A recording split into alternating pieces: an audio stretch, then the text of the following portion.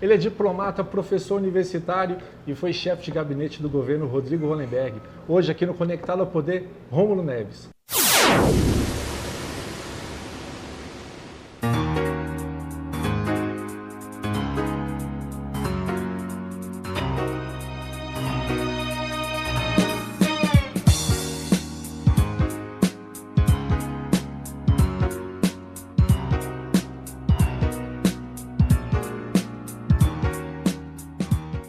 Romulo, obrigado por ter vindo aqui no Conectado ao Poder. Para mim é imensa honra porque é a primeira vez que eu entrevisto um diplomata. Eu queria que a gente já começasse por essa sua carreira. Por quantos países você já passou? Bom, eu morei em 3 países, Venezuela, Suriname e Etiópia, mas trabalhando eu já fui em outros, viagens curtas, missão, já fui em outros. O que é essa profissão de diplomata? É uma aventura, como as pessoas imaginam? Não, é muito menos do que as pessoas imaginam. E, na verdade, você tem uma vida bastante planejada. Você, mesmo em cidades, digamos, muito pobres, você tem uma qualidade de vida muito próxima da que você tem no Brasil.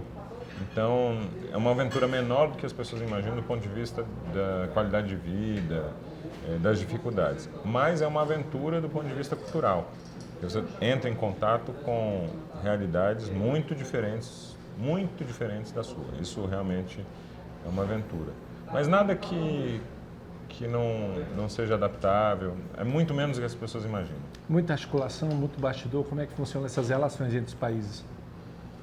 Não, em algumas áreas, as negociações de cúpula, de presidente, acabam tendo mais peso do que em outras. Mas na grande maioria é um trabalho bastante lento porque é muito documentado. Entendi. Então é muito diferente de política local. Tudo, ou quase tudo, é muito documentado. Agora, Diplomacia secreta não existe. Da forma que você fala assim, o trabalho da diplomacia é um trabalho tranquilo, né? E você sai da diplomacia, vem para a política e aí você passa a não ter vida, porque esse é o dia a dia da política. Pois é, isso é verdade. E muitos dos meus colegas não entendem muito. Olham para mim e falam, rapaz, que opção Como é que você troca essa? isso por isso, né? Um ano à frente do governo que, se não... Acho que todas as estatísticas levam por esse caminho. Foi o governo que teve o primeiro ano com as maiores dificuldades financeiras. Como é que foi estar à frente ali, tão próximo do governador e de todo o comando do governo? É um desafio, mas é um desafio que a gente passou com um grupo muito, digamos, muito comprometido. Então, desde a época da transição, a gente já sabia que ia enfrentar uma situação muito caótica, porque durante a transição fomos recebendo os dados do governo, então a gente já tinha uma noção. Mas o grupo estava muito coeso e muito bem articulado, com base em uma ideia que é uma ideia negativa, mas que acaba gerando essa união, que é muito difícil mesmo. Se uma área não ajudar a outra, é praticamente impossível resolver. O governo não pode ficar ilhado, né? Exato. E apesar de todas as dificuldades, talvez tenha acontecido uma coisa que em outros governos não aconteceu, que quase não houve ilha dentro do governo.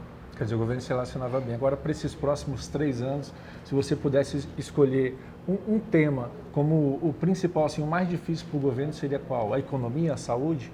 O que você apontaria? Eu te diria o seguinte, deixa eu ampliar a resposta. O mais difícil, o que causa mais transtorno é, obviamente, o da economia, porque afeta todos os outros. Saúde, mobilidade, educação e etc. Mas a economia, eu acredito que hoje as secretarias de Fazenda e de Planejamento conseguiram botar no rumo. É claro que tem que manter a política de austeridade. Mas na ponta, eu acho que as duas principais, eu não apontaria uma, os dois principais desafios do governo são saúde e mobilidade. Saúde e mobilidade. São as áreas que o cidadão sente na ponta todo dia. E o problema de saúde é um problema hoje nacional, né? Fora isso, fora que a área de saúde é muito demandada, o SUS, quem está de fora do governo não compreende, mas o SUS é um programa único no mundo, é um negócio gigantesco. Saúde pública gratuita não é algo trivial. Pode parecer para as pessoas que nascem no Brasil que isso é uma coisa que é assim. Normal, mas tem não que é ser, assim. tem que ser de qualidade, né? O Obama nos Estados Unidos, um dos principais problemas que ele enfrentou foi a ideia de saúde pública. Nos Estados Unidos, a ideia de saúde pública não é uma ideia comum. Você tem que pagar para ter saúde. No Brasil, existe problemas? Existe, mas o SUS é um negócio muito exitoso.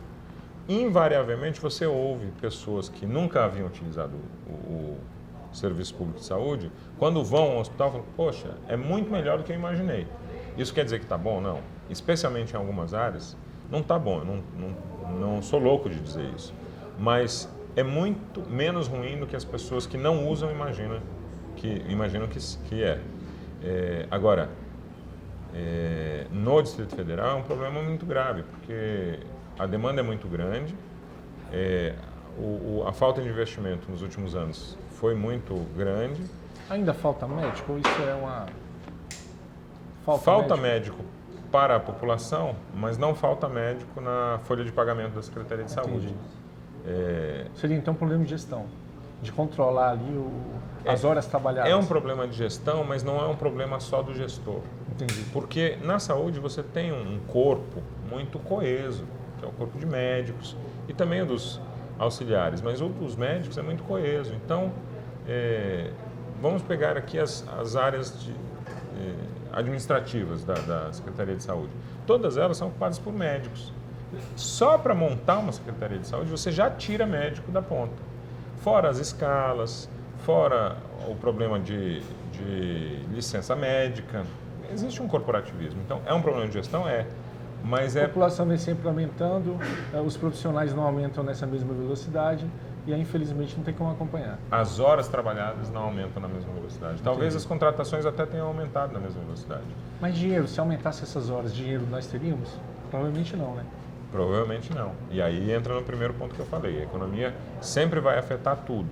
Ainda que nesse governo eu acho que a área econômica tenha acertado considerando os recursos e a conjuntura. Entendo. Saindo um pouquinho da área da saúde, da área da mobilidade, falar um pouquinho de política. Hoje, o governador Rodrigo Hollenberg tem dificuldade na Câmara Legislativa e nos partidos da base que ajudaram na sua eleição? Tem dificuldade, tem dificuldade.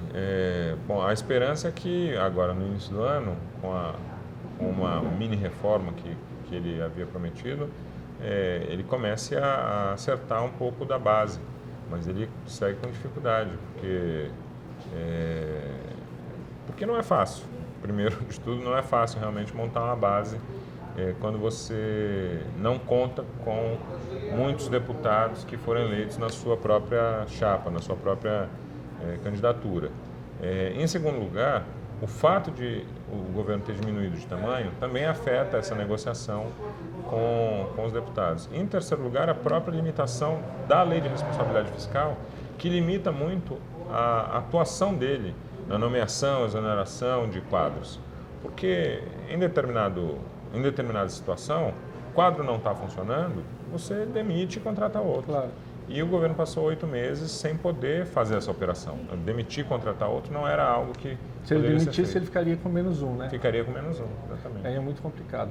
Esses aumentos que nós tivemos aqui no funcionalismo público, ele acabou acarretando nessa questão da lei de responsabilidade fiscal e pelo que você acompanhou lá dentro, nós vamos sofrer com isso mais quanto tempo ainda? Claro, se a economia não melhorar. Considerando a tendência atual e nenhuma mudança da lei de responsabilidade fiscal, esse quadro de dificuldade financeira ele é algo que vai continuar nos próximos semestres, não só aqui no Distrito Federal, mas no Brasil todo. No Brasil inteiro.